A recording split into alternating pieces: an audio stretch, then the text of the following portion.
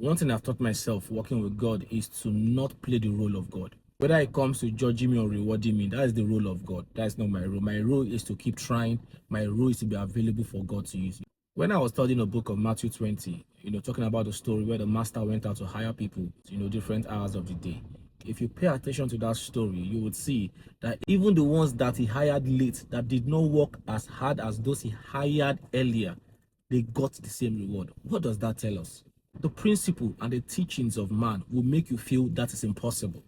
They'll make you feel like there is a certain price you have to pay to be able to get certain rewards. That is why the fathers of faith are like that and we are like this. We have not paid the price. But here's a parable that is teaching you that these things are not up to man's calculation. It is up to God's grace and will.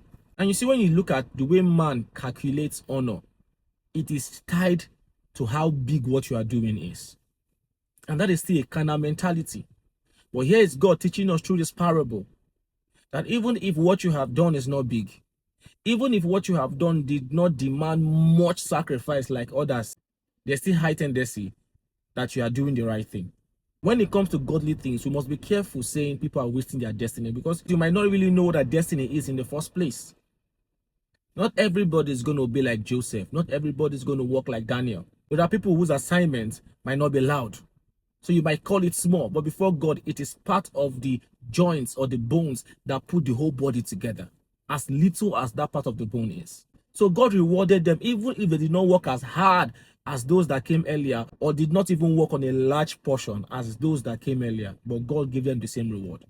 And because many of us are like those that came earlier, we begin to judge God unfaithful. Why? Because we do not expect God to give them the same reward with us. Not that what we carry or what we are given isn't good enough, but because God is showing the same measure of grace and love to others, we are uncomfortable. And that's because our heart is not yet refined to think like God. So I've come to a point where I've thought myself, being human is enough job for you. Do not play the role of God in your life or in anybody's life.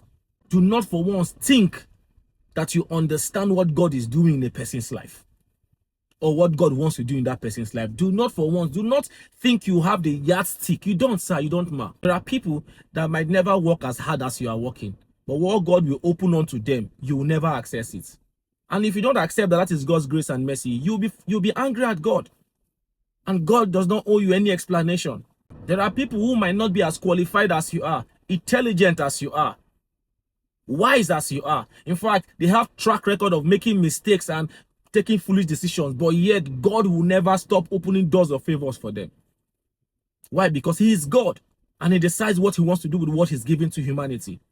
So if you have not come to accept that God does not operate like man, or our brain is not big enough to conceive the way God operates, you will not just be angry at yourself, you'll be angry at God. And that's why today many people even doubt that there is God, because the churches they go to, they teach them that they can understand God's pattern.